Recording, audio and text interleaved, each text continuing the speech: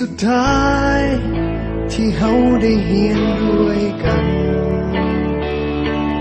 ปีสุดท้ายที่เฮาจะต้องจากกันผ่านการเฮียนผ่านวันเวลาจนทำให้เฮาได้หูจักกันได้เป็นเพื่อนกันจนวันนี้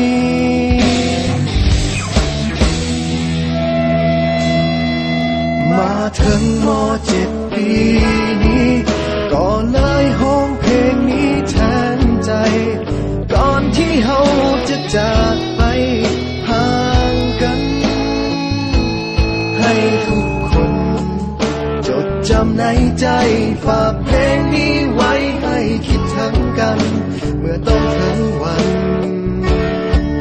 ที่จากไป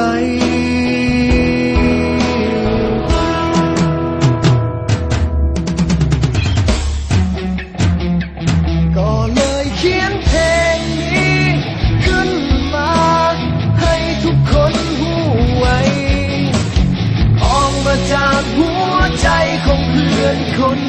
นี้ถึงจะอยู่แห่งหนใดยังคิดถึงกันทุกวินาทีจึงขอมอบเพลงนี้แด่เพื่อนทุกคน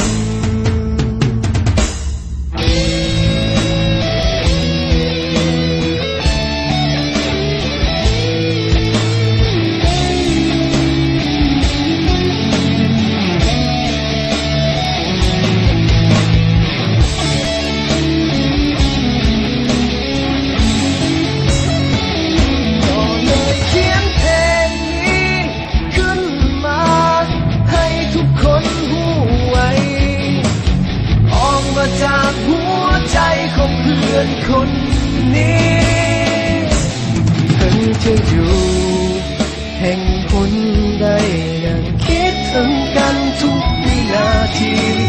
จึงขอมอบเพลงนี้แด่เพื่อนทุกคนสุดท้ายนี้ที่อยากบอกเอาไว้ถึงจะอย่างใดก็ยังมีคำว่าเฮาคำว่าเพื่อนในวันนี้จะบ่มีวันเก่าพวกเฮาม.7 ปีสุดท้าย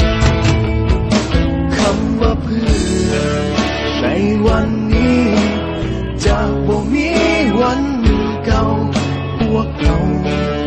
ม.7 ปีสุดท้ายพวกเฮาม.7 ปีสุดท้าย